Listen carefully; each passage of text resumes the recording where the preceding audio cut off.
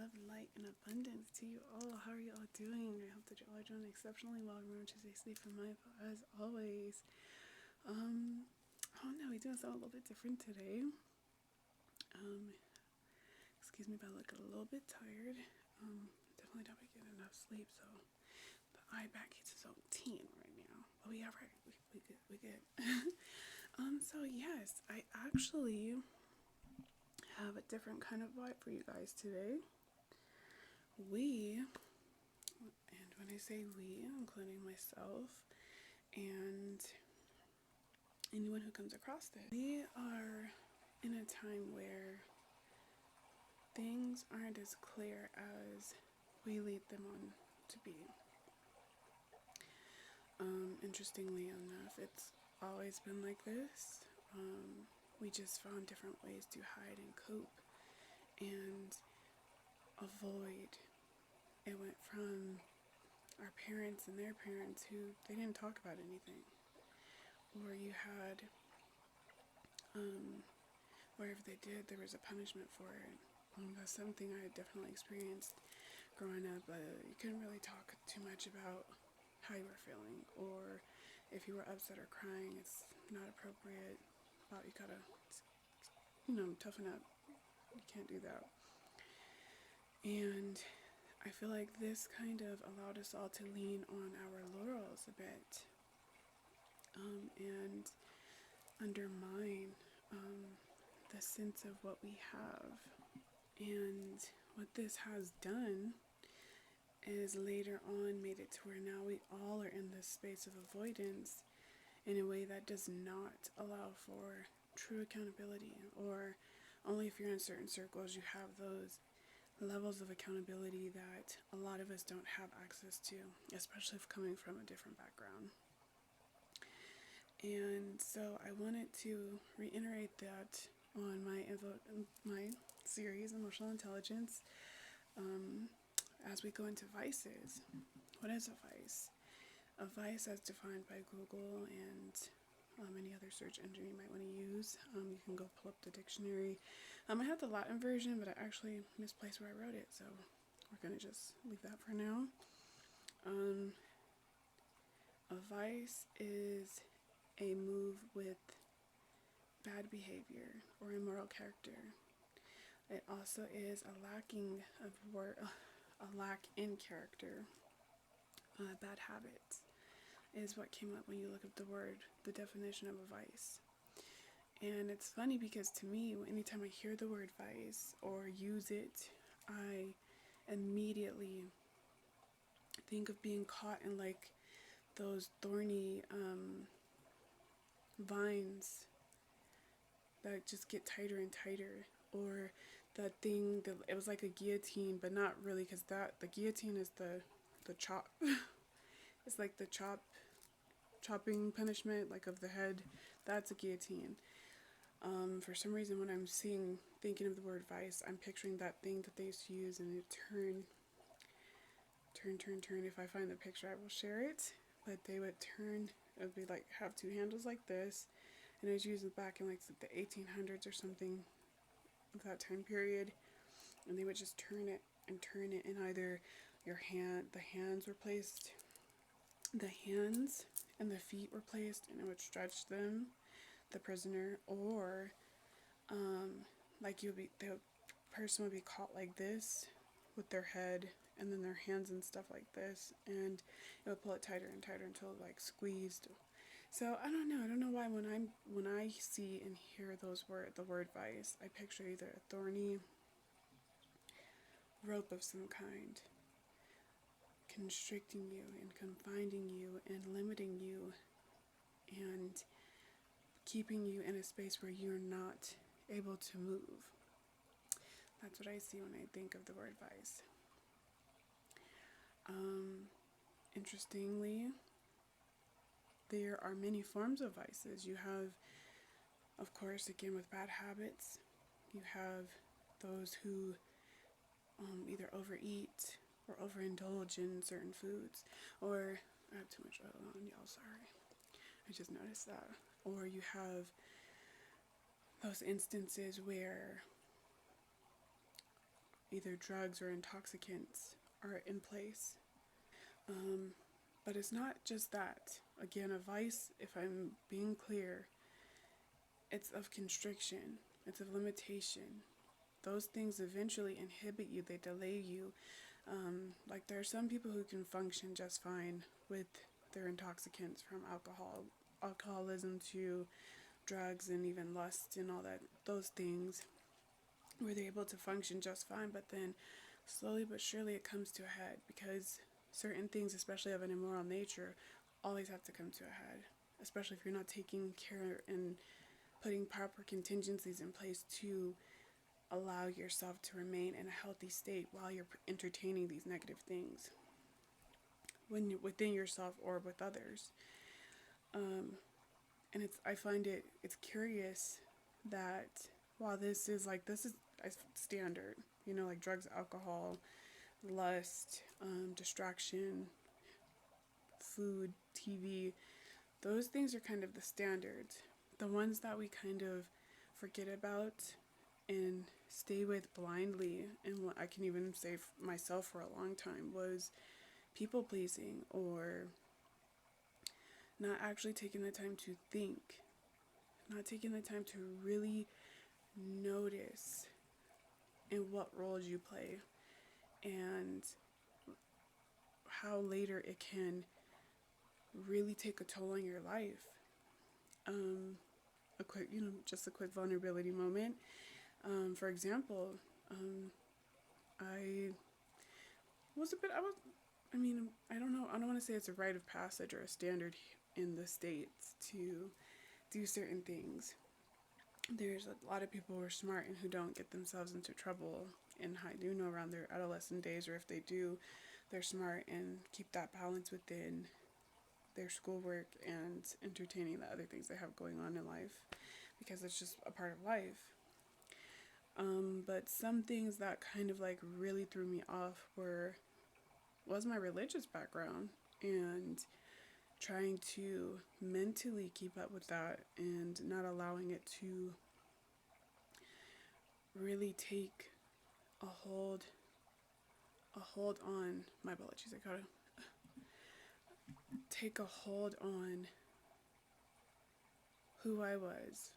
And oddly enough, or what ends up happening, and if anyone else can relate, is you kind of lose yourself in that, especially if that's what you are celebrated for, if that's what you are sought, if that's how people see you the most. That tends to be the thing you lean on, because it's like, hey, that's how I get attention. Or especially if you like have other things you're going through. For some of us, is like, again, that emotional detachment detachment styles, due to like lack of parental relationships and things of that nature, whatever it may be, that triggers the need to have an audience in some people, not everyone. Or if they do want an audience, it's not they're like, hey, I don't really care if my family pays attention to me, but I want the world to see me. So then they go and find different ways to entertain those they connect with out in the world. And I experienced both sides of that, actually. I think, honestly, quite a bit of that happened, I think, in my family as well, just when you think about it. And I think that that's something we forget about, that we allow the expectations placed on us through our families, through religion, through school, to really put us in these vices that I'm talking about. And it can either build you up to where, yes, you have these morals, these standards, these beautiful things going on for yourself that you develop from being around this way of life, or it can do the opposite and trigger this spiraling effect of guilt and shame, and this sort of like lost at sea experience that some of us come across. I've met all types of people who come from religious backgrounds, and we can all kind of share the same experience, because eventually you lose a sense of knowing yourself outside of the standard they put on you, or because of like, with some of us, the religious experience I have was a bit more strict. Some of it was fun, of course, like the first time I fasted for Ramadan. That was actually really fun. I was really excited about it. Felt really proud and honored to be doing this big thing. I knew deep down it was a big thing. I was really excited about it, and respected it because I understood very clearly what I was doing. And the same thing as when I first wore my hijab, which was in like kindergarten or something like that. I was like really little, like really, really little. But I knew that I was doing something of honor, of valor in some way. And it was exciting to be able to be a part of this up until I got to a certain point where sooner or later I started to allow outer experiences influence my thoughts and ideas about being strictly religious.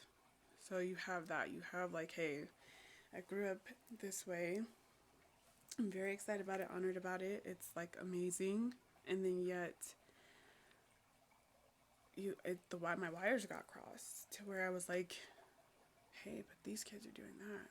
And I want to do Christmas, or why can't I, just these different things that slowly came up, that was slowly questioned or made me, I don't want to say reconsider, but kind of like always left this sense of my wheels were always churning. Like I couldn't just enjoy Islam the way that it was presented, because there were other things that were also pulling on my attention as well.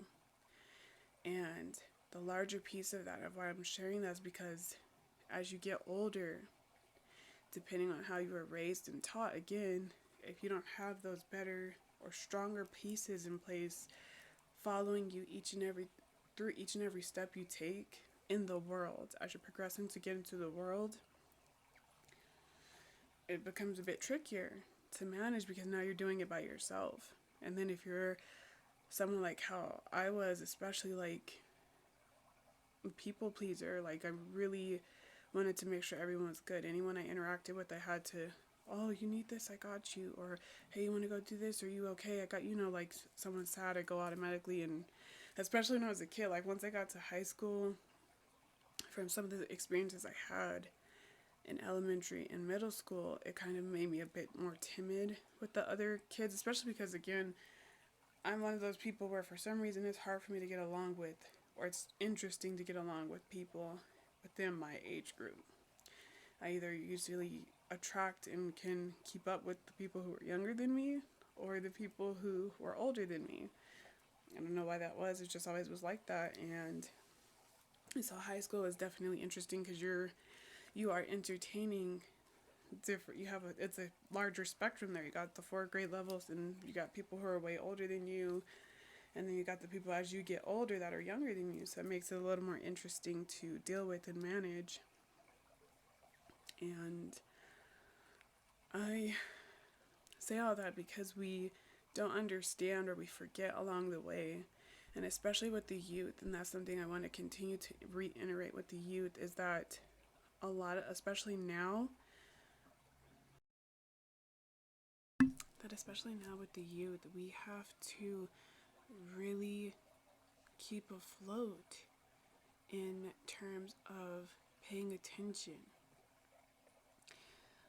Because what ends up happening is because they have not only seen, like, this is something that I've actually experienced, so I'm sharing it with you guys as a form of honoring not only my truth, but many truths that many others have experienced as well, where we see, again, we know over and over again that children were more aware at the age of 7. By the time you're 7, you're already programmed. Is what they say. But you have to understand that as children, you're always paying attention. It's something sorry, I just got interrupted by my little people. Something that I'm learning, especially going through this process, and the way I ended up going through this process, is that we take from what we see. So if you have people around you, the adults in your life, or the outer influences, like your neighborhoods, wherever you grow up, you pick up the ideals and the vices of other people. And so it's like, I think what trips me out the most, or why I felt the need to share this or want to expand on this further, and I would love for y'all to please like tap in, like share.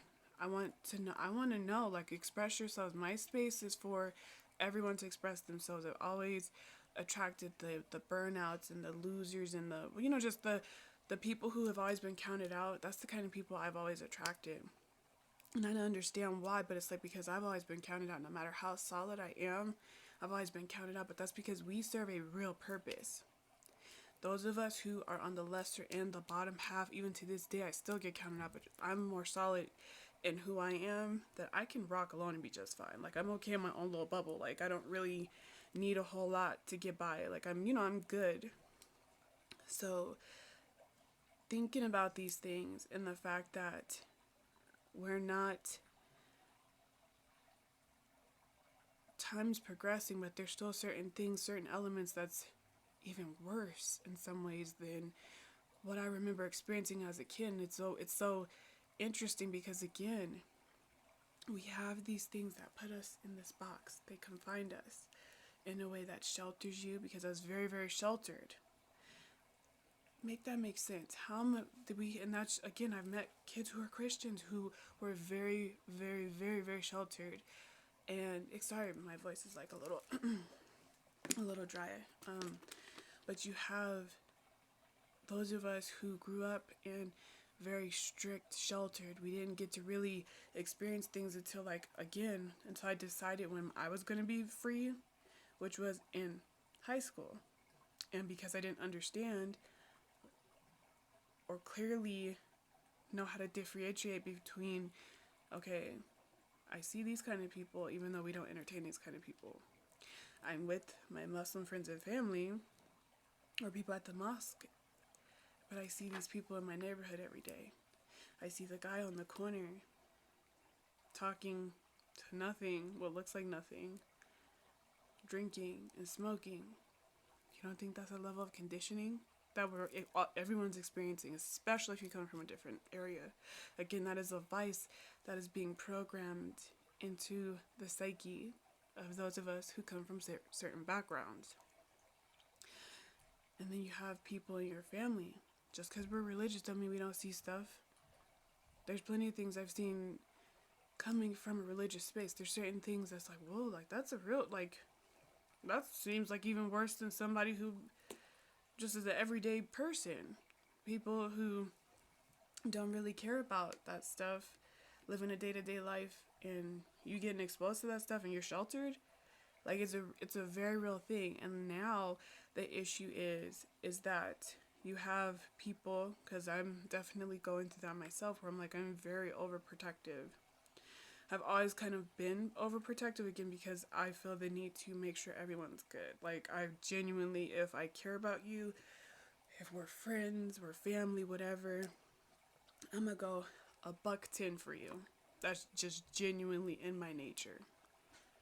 And what comes with that, okay, if you hear them, because I told them to be quiet, so if you guys hear them, we're going to just keep it running, because I'm not going to keep trying to redo this after I told them to be quiet, so y'all know what's going on over here. Sorry, it's been a long day, and I haven't had any tea today, actually, now that I think about it, and I'm drinking out of plastic. But yeah, like, it's the lines are so blurred now because we have allowed this melting pot of, like, okay, so there's a point where we were the youth. We're the youth who was exposed to these different things, but we also had means of education and access. So, like, that's what I always think is cool about what I think is kind of cool about being a parent right now, or growing up at the area or the time period when I did, because computers were really coming in. Tech was big, really, starting to become big. Like, I don't know how many kids around my age group could put together a computer, but, like, I literally put together a computer and was so proud of it. Like, just thinking of these things that we had access to on top of the things we were exposed to. And now with these kiddos, the youth, they are exposed to so much, and while having so much access, they don't know how to apply it. Like when we were growing up, depending on your age group, you still had to be able to apply that stuff or have the desire to. Like the youth, they don't really fully have the desire unless you have someone really etching it and talking to them. And I'm only saying that because of what I see with the younger, being around the younger generations and stuff like that. They, if you're not on top of them, they would literally just sit and like become a pile of mush watching television all day or playing video games. And now, don't get me wrong, I'm a gamer. I love video games, and that'll never leave me because that's something that I've always enjoyed and feel like, yes, you can use that to your advantage. Like, there's puzzles within playing video games. There's mathematics and strategics that you can utilize within the mind that can make gaming a valuable tool when applied properly, where it's earned and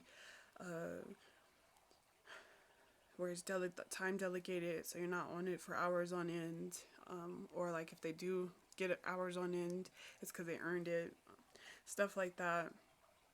I feel like it was more like that, especially for me growing up. Like if I screwed up at school or didn't do a chore, then I couldn't play the video game for like a week or two, or it would get taken away and I wouldn't see it for a bit because I messed up, stuff like that. So you have to really, really look at it because, again, we've created this huge vice that we are trying to get ourselves out of, working to get ourselves out of. You have some people who are very brilliant thought movers who are actually helping people to remember how to think, reminding you to think, because at the end of the day, that's the bigger part of it, is you can't be caught in a vice if you can think, because you're using your applied information to get yourself out of it, if you even get caught in a vice. I just find it interesting. I really, really do. I genuinely will continue to dive into these spaces.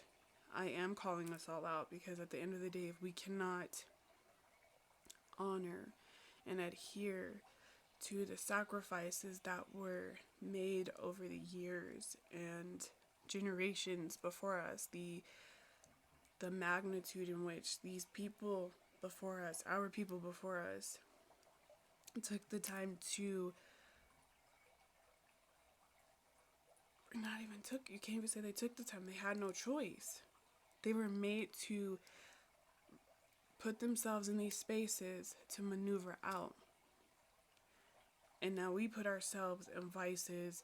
It's one thing to be put in a vice because of lack of choice, but we are doing the exact opposite of what they were doing. They were put in a vice and had to apply their thinking to get out, whereas we place ourselves in vices and it's that much harder to get out simply because it's one of your own creation. And when I say one of your own creation, I mean us as parents, us as adults, us as a generation, us as now being guardians and leaders, and the many roles we play for the generations to come. We have put ourselves in this sticky situation. It's like, how do we get out of it? What do we do to get out? What are you going to do to get out?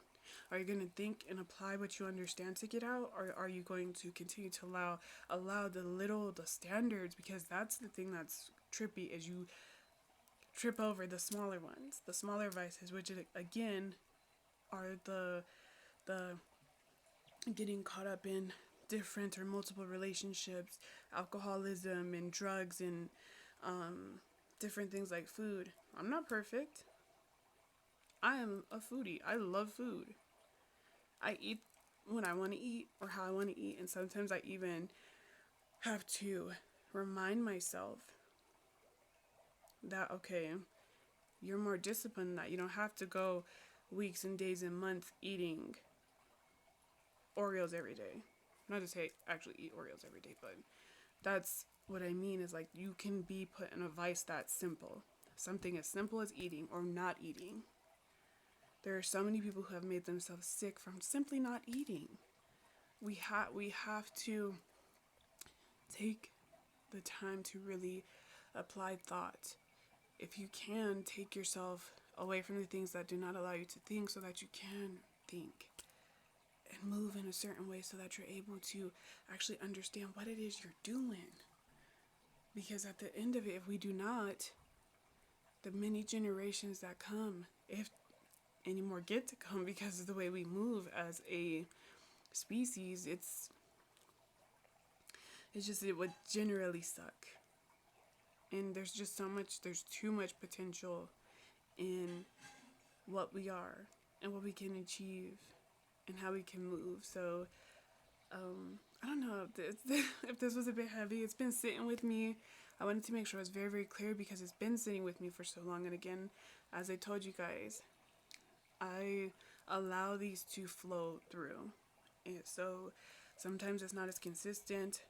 I create like the ASMR stuff, not simply as filler because I genuinely enjoy making those videos. So if you guys want to see more of that stuff, definitely let me know. I like making them. They're fun. I'm picking up the momentum with film times and stuff like that. And I just, these ones, especially because with this series specifically, it serves a purpose. There's a genuine purpose here. There is a reasoning for it.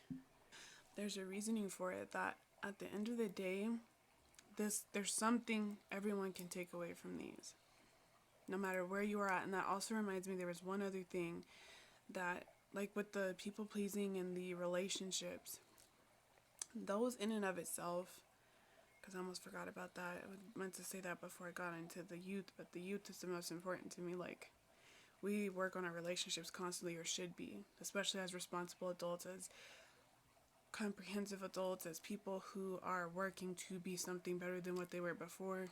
Your relationships should be just as important as anything else you're doing. And if they can't be, then yes, be to yourself. Like, again, I don't mind going into moments of isolation. I understand what they're for. I understand why I need to do them. And then when I'm sociable, I'm sociable.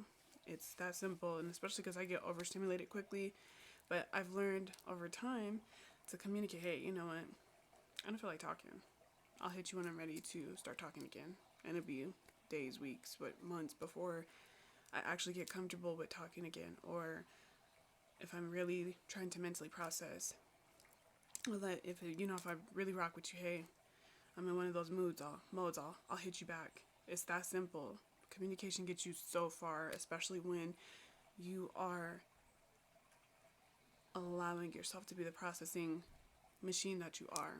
We as a species, we are intelligent, but if we don't use and utilize the abilities that we have, there's no point to any of this. The sense of will, the capacity in which we can yield in our intelligence is beyond. So again, as adults, as people, as you're growing, you got the youth that you care for. It could be your nieces, nephews, it could be grandchildren, your daughter, your son, whatever. It could be your best friend's kid. Let them see that you are capable of maintaining your human connections. Because we are also in a space where the vices we create are in avoidance. We are limiting our connections simply because we can't handle our emotions. Oh, I'm feeling this too strongly, so I gotta run away. No. Face up. Like, people, you have to understand that people will we be here right now if people got to move like that way back when? Back with the caveman. Do you really think that if they didn't face how they felt, that we would even exist right now? No. It doesn't work like that.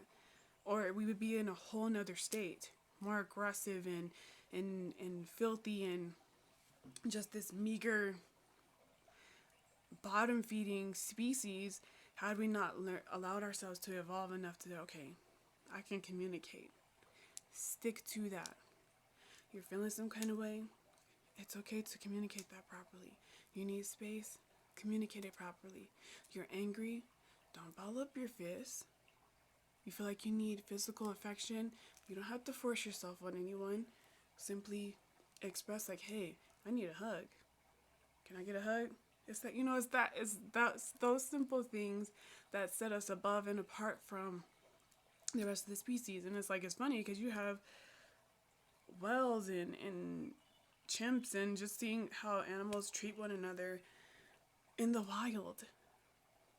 The affection they show one another is not aggressive, yet the way we treat one another is horrible. We're very put upon as a species. We really put how we're feeling, or the lack thereof. Like, you might not even be feeling anything, but you still feel the need to try to figure out how to feel something. So you have to be aggressive about it, and it's not cool. We have to be able to use the processing system of communication. Let your words out. And you don't always have to yell. You don't got to scream. You don't have to shout. If you can't, say it clearly with your chest. Write a poem. If you can't, if you feel like you need space, you're overwhelmed, you need a moment, say that, and it can be respected. To just disappear, you don't understand, you're perpetuating a cycle of emotional abuse on some of, like, for example, again, people I deal with now, I try to that I make it clear, like, I know what, actually, see, I've always been the type to, like, let some people know what's up with me. Like, I'm gonna let you know where I'm at. You want to deal with it? It's cool. And if you can't deal with it, it's cool too. It's all love. Now, granted, there were points where I couldn't really understand what I was doing. But now that I'm in this space that I'm in now, I understand more clearly, like, hey, if I give you the opportunity to tell you, like, hey, I used to have issues with emotional detachment. And why is that? And give them the XYZ. Now I'm in a space where, like, even if I'm triggered, I'll, like, go ahead and express myself. If I'm not being hurt, have at it, people.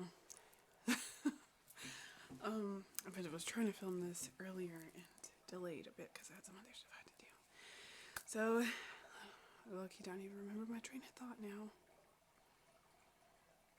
I don't know. I'm gonna take that as a cue to go ahead and dip out. Just remember, the best way to honor ourselves and to remove ourselves from these restrictions, limitations,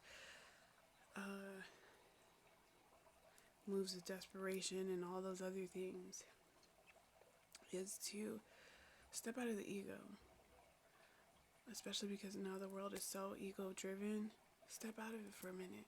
You can make your ego your best friend once you actually take a step back and look at the way in which your ego operates. And this is something you do periodically throughout time. Just like when people have, like, midlife crisis. I haven't reached that age yet, but I'm pretty sure just from, like, watching different stuff and seeing, I think that's what people go through at midlife crisis and stuff like that. So, I don't know. I hope that there was something you were able to take away from this. The space is growing, it's definitely changing and evolving. So tap in and stay tuned if you can. Be sure to like, comment, and subscribe.